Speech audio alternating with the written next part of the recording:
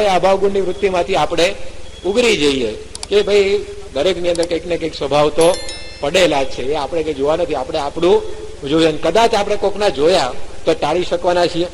ચલો કોકમાં આપણે ખબર પડી કે આમાં ક્રોધ છે જ, આ ભાઈમાં પાકું થઈ ગયું, નક્કી જ પ્રમાણપત્ર આપી દીધું, અને બધાને સત્સંગમાં બધા એકી અવાજે કહે છે ભાઈ આ ક્રોધી જ છે. પણ એ ક્રોધ એનો અવગુણ લઈને આપણે શું એનો ટાળી શકવાના તો નથી જ આપણે, કારણ કે આપણને આપણા ટાળવામાં કેટલી તકલીફ પડે આપણને ખબર પડે છે ને. આપણે આપણા નથી ટાળી શકતા, બીજાને ક્યાંથી ટાળી શકવાના છીએ? તો બીજાના અભાવગુણ લઈને આપણને ફાયદો શું થવાનો? એને ટાળી તો શકવાના છીએ જ નહીં આપણે. તો અભાવગુણ લીધો તો એમાં આપણો ટાઈમ ગયો, એની ચર્ચા કરી, આ તે બધું વળી પાછું એ મગજમાં આપણે ભર્યું, એટલે જયારે એને જોઈશું ત્યારે એના જ વિચાર આવવાના. પ્રમુખ સ્વામી મહારાજના આપણે દર્શન કરતા હોય પણ એ બાણામ થયા ને તો આપણને થાય આ ક્યાં આવ્યો અહીંયા ટપક્યો કે, એટલે તું દર્શન કરીને પણ સ્વામીના, પણ પ્રમુખ સ્વામી બેઠા ને તો આપણે એને જોઈશું તો પછી આપણે એને જો સ્વામીના દર્શનનું સુખ નહીં આવે. તો એવું આપણને બને છે આપણા જીવનમાં. તો અવગુણ લઈને આપણે તેને ટાળી શકવાના નથી. વળી જયારે જયારે એને જોઈએ ત્યારે આપણને પાછી અશાંતિ થવાની છે. એના કરતા મૂકી દેવું જોઈએ ને, તો પછી કોઈ રીતે આપણને એમાંથી ફાયદો થતો નથી. શ્રીજી મહારાજે આ સંપ્રદાયની સ્થાપના કરી સંવત 1859 કાર્તિક સુદ એકાદશીએ મહારાજે આ ધર્મધુરા સંભાળી. અત્યારે સંવત 2059 અને આ વૈશાખ વદ વૈશાખ સુદ ચાલે છે, આ જે નોમ છે. તો આટલા સંપ્રદાયના લગભગ 250 વર્ષના ઇતિહાસની અંદર હજી સુધી એક પણ એવું દ્રષ્ટાંત મળતું નથી કે અભાવ અવગુણ લઈને કોઈ આ સત્સંગમાં આગળ વધ્યો હોય. મેં તો વાંચે એમાં મળ્યું નથી. તમને કંઈક ગ્રંથો વાંચવામાં આવું પ્રાપ્ત થાય તો અમને આપજો, એટલે કહેવા થાય ભાઈ આમાં એક દ્રષ્ટાંતો છે, ફાયદો થાય છે એવું. પણ હજી સુધી એક જ દ્રષ્ટાંત એવું બન્યું જ નથી. મહારાજના 200-250 વર્ષના ઇતિહાસની અંદર સંપ્રદાયમાં કોઈ વ્યક્તિ અભાવ ગુણ લઈને ભ્રમરૂપ થઈ હોય, અભાવ ગુણ લઈને સત્સંગમાં દ્રઢ પાયો કર્યો હોય એવું બન્યું જ નથી. અને અભાવ ગુણ લઈને પાછા પડ્યા હોય, સત્સંગ મૂકીને જતા રહે, એના હજારો દાખલા છે.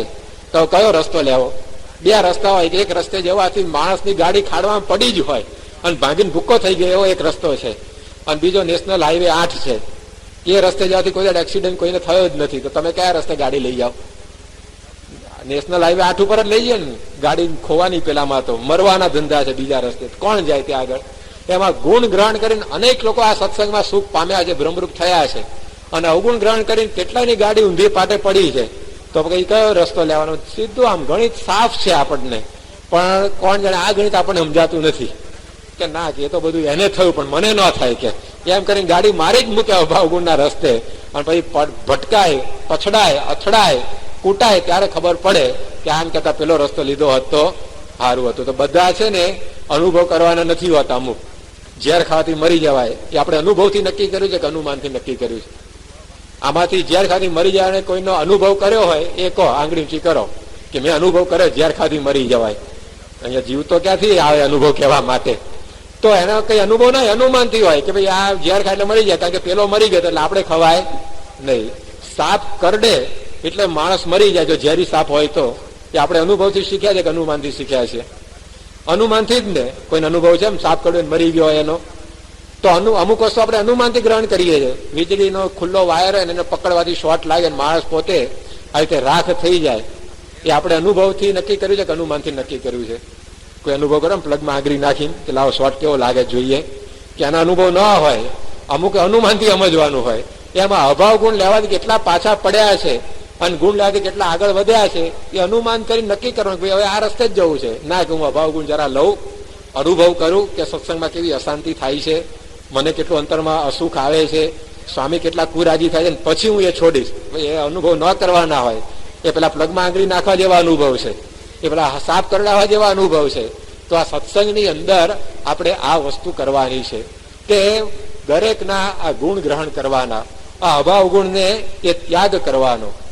કારણ કે સ્વામીને ગમતું નથી, મહારાજને ગમતું નથી, જેને આપણે રાજી કરવા છે એને ગમતું નથી. જેના ઘેર તમારે જવાનું હોય, આખા ગામની અંદર એક જ વ્યક્તિ એવી હોય કે જે તમારી આગતા સાગતા કરે એવું હોય, જે તમને જમાડે એવું હોય, તમારે રાત રોકાવું હોય તો રાત રોકાવાની સગવડ કરી આપે એવું હોય, એ ઘરની સાથે તમે બગાડો, એ ઘરવાળાને ન ગમતું તમે કરો, તો પછી શું દશા થાય તમારી? રખડી પડો ને. તો પછી કઈ ઉતારો મળે ગામમાં? બીજું કોઈ પૈસા દેવું છે જ નહીં. તો પછી એને જે ગમે એ તમારે કરવું પડે ને. એમ આખા આ બ્રહ્માંડની અંદર આ ભવસાગરમાંથી ડૂબાડે એવા એક મહારાજ અને સ્વામી છે. આપણને સાચા અર્થમાં સુખી કરે, આપણા બધા પ્રશ્નો ટાળે એવા ભગવાનને સંત છે, તો પછી એ જેમ રાજી થાય એમ કરવું પડે ને, તો પછી એનું સુખ આપણને મળે. તેમણે ત્યાં સ્પષ્ટ કહ્યું છે કે આ જે અભાવ ગુણ લેતા હોય સત્સંગની અંદર એમને ગમતા નથી, એની સામે જોવું ગમતું નથી, એની સેવા અમને ગમતી નથી. મહંત સ્વામી યુવકમાં હતા અને પોતે એકવાર ટ્રેનમાં યોગી મહારાજનો સમાગમ કરવા માટે નીકળેલા, અમદાવાદ પહોંચવાનું હતું. હવે એમાં એક ભાઈ બાજુમાં બેઠેલા હરિભગત, એને એક સંતના અવગુણની વાત એમને કરવા માંડી. હવે યોગીજી મહારાજની પાસેથી મહંત સ્વામીએ તો 1000 વાર સાંભળ્યું કે અવગુણની વાત કરવી નહીં, નાભળવી નહીં, એટલે એ તો સજાગ હતા. પણ હવે ટ્રેનમાં બીજું કરવું હું, મંદિર હોય તો મારે કંઈક કામ છે એમ કહીને જતું રહેવાય બીજે, પણ ટ્રેનમાં ક્યાં જવું, ઓછું કે કૂદી પડાય છે ત્યાં આગળ ચાલુ ટ્રેને. પછી ગીરદી હતી એટલે બીજી જગ્યાએ પણ જવાય એવું હતું નહીં. અને કેવું હોય છે, તમે કંઈક જોવું ના તો તમે આંખ બંધ કરો ને એટલે તમને ન દેખાય, પણ કાનમાં એવું નથી. કાન બંધ કરો તો સાંભળવાનું તો સંભળાય જ પાછું. મોટું સ્પીકર વાગતું હોય તમે આમ હાથ મૂકો તો સંભળાય તો ખરું જ ને. આંખ જેવું નથી કાનનું તંત્ર. એટલે મહંત સ્વામીને તો નથી જ સાંભળવી વાત, પણ એમને સાંભળવી પડી. અને પછી અમદાવાદ મંદિરે ગયા અને યોગીજી મહારાજે પૂછ્યું કે ગુરુ ટ્રેનમાં શું કર્યું?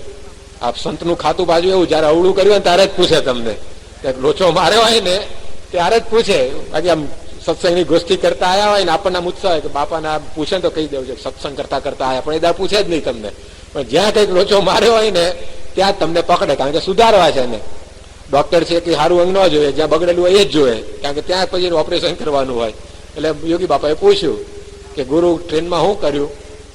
કે મહંત સ્વામી કહ્યું ટ્રેનમાં આવી ગોષ્ઠી થઈ અમારે તો, મારે તો સાંભળવું નતું, પણ આ વાત કરી છે પેલા હરિભગતે. યોગી બાપાએ કહ્યું 2 ઉપવાસ સળંગ નિર્જળા કરી નાખજો, કે વાત કેમ સાંભળી? અને પેલા હરિભગત હતા કરનાર, એને બોલાયા કે તમે કેમ વાત કરી, એક ઉપવાસ તમે નિર્જળા કરી નાખજો. સાંભળનારને 2 ઠપકાર્યા. પેલો કરનારો તો બગડેલો છે જ, એટલે એમાં સુધારવાની શક્યતા ઓછી છે, પણ આ તો હજી નવો તાજો છોડ છે એટલે એને વધારે જાળવવો પડે, એટલે 2 ઠપકાર્યા એને. તો જો આટલો બધો કુરાજીપો યોગીજી મહારાજનો થયો, અભાવની વાત સાંભળવામાં આટલા બધા કુરાજી થઈ જતા. ડોક્ટર સ્વામી એમનો પ્રસંગ કહે છે ઘણી વાર, અહીંયા કંડારી ગામ છે કાનમમાં, ત્યાં આગળ મથુરભાઈ ત્યાં ઉતારો હતો, અને ડોક્ટર સ્વામી એ વખતે યુવકમાં હતા, અને એક હરિભક્તનું આમ સાવ સત્સંગમાં ન ઘટે એવું વર્તન એમણે જોયું. એટલે ફરિયાદના રૂપમાં નહીં, પરંતુ યોગીજી મહારાજને ખાલી આમ જસ્ટ જણાવવું તો પડે ને, કારણ કે સંસ્થાના ધણી યોગી બાપા કહેવાય. અને કોઈ વ્યક્તિ કંઈક આડું અવળું કરતી હોય તો સત્સંગનું જેનાથી ખોટું દેખાતું હોય તો સહેજે જાણ તો કરવી જ જોઈએ. એ આશયથી ખાલી ડોક્ટર સ્વામી યોગી બાપાને કહ્યું કે મારે તમને એક વાત કરવી છે. યોગી બાપા કે હાલો, કે એમ કહીને એક રૂમમાં ગયા, અને યોગીજી મહારાજ પોતે બેઠા, અને ડોક્ટર સ્વામીનો હાથ એમણે પકડેલો અને કહ્યું બોલો ગુરુ, શું વાત કરવી છે? ડોક્ટર સ્વામી કહે કે મેં આમ વાત કરી કે સ્વામી ફલાણા હરિભગત છે ને, આટલું હજી મેં કહ્યું ત્યાં યોગી બાપા સમજી ગયા કે આ કઈક ઘસાતી વાત આવે છે. તરત કે મારો હાથ મૂકી દીધો અને જાતે ઉભા થઈ ગયા. બાકી યોગી મહારાજના 2 જણ ઉભા કરીને ત્યારે ઉભા થઈ શકતા હતા, એવી અશક્તિ ને નાદુરસ તબિયત હતી, પણ જાતે ઉભા થઈને રૂમની બહાર જ નીકળી ગયા. ત્યારથી કે મેં નક્કી કર્યું કે કોઈ દિવસ આ પ્રકારની ઘસાતી વાત એ સત્સંગમાં આપણે કરવી નહીં. તો જો મહારાજ અને સ્વામી આપણો હાથ છોડી દે, આજે કૃપા કરીને એમણે આપણો હાથ પકડ્યો છે, પરંતુ જો આપણે અભાવની વાતમાં પડીએ તો એ પોતે આપણો હાથ મૂકી દે. એવી બાપા વાત કરતા કે ઘોડો જે વસ્તુ પકડી ને કોઈ દિવસ મૂકે નહીં, પણ એની આંખમાં તમે કંઈક વસ્તુ નાખો ને આંગળી વગેરે, તો ગમે તેટલી ઘોડાની પકડ મજબૂત હોય ને તો પણ એ ઘોડાના પકડમાં જે વસ્તુને પોતે મૂકી દે. એમ ભગવાન અને સંત કોઈ દિવસ આપણને મૂકેવા નથી. ગમે તેવા આપણા સ્વભાવ હશે, ગમે તેવા આપણા અંતરની અંદર બધી વાસના હશે, દોષ હશે, કાંઈ જોયા વગેરે આપણને પકડી રાખે એવા છે. મહારાજે કહ્યું છે કે ભૂત વળગે તોય નથી છોડતું, તમે વળગેલા છે, અમે તમને કેમ છોડીશું? તો કોઈ રીતે આપણને છોડેવા નથી, પણ જો અભાવ ગુણ લીધો હરિભક્તોનો તો એ પોતે મૂકી દેશે, એ પછી આપણને પકડશે નહીં. તો એ વાત યોગીજી આજે સમજાવી એમના ચરિત્ર દ્વારા. તો એ પણ જોતા આપણને લાગે કે આ સ્વભાવનો આપણે ત્યાગ કરવા જેવો છે, તો પછી સત્સંગનું સુખ આપણને આવે. તો આ સત્સંગ એવો દિવ્ય છે, એવો સુખરૂપ છે, પરંતુ આ સ્વભાવ એક જો નીકળી જાય તો આ બધું જ આપણને પ્રાપ્ત થાય એવું છે. તો અભાવ ગુણ લેવાથી આપણે બચવાનું. આપણને ભલે ખોટ દેખાય, કારણ કે આપણી પાસે આંખ છે ને બુદ્ધિ છે તો ખબર પડે, પણ ડોક્ટર સ્વામી ઘણી વાર આપણને સમજાય છે કે અભાવ ગુણ લીધો ક્યારે કહેવાય? તો જયારે એની આપણે ચર્ચા કરીએ ને ત્યારે, એનું આપણે ચિંતન કરીએ ને ત્યારે. આજે તમારામાં જે ખોટ હોય એ કોઈ તમારી સાથે રહેતો એમાં એને દેખાય, સ્વાભાવિક છે, પરંતુ એ દેખીને પછી આપણે એનો વિચાર નથી કરવાનો કે આવો જ છે, આમ જ છે, તેમ જ છે, તો એ અભાવ ગુણ કહેવાય.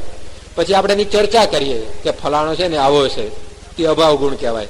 દેખાય અભાવ ગુણ નથી, કારણ કે તો દેખાવાનું છે, પરંતુ આપણે એનો વિચાર કર્યા કરીએ, એની ચર્ચા કરીએ, બીજાને કહીએ, લખીએ, તો એ બધો અભાવ ગુણ છે. તો એ જો ટળે તો આ ભગવાનનું સુખ આપણને મળે.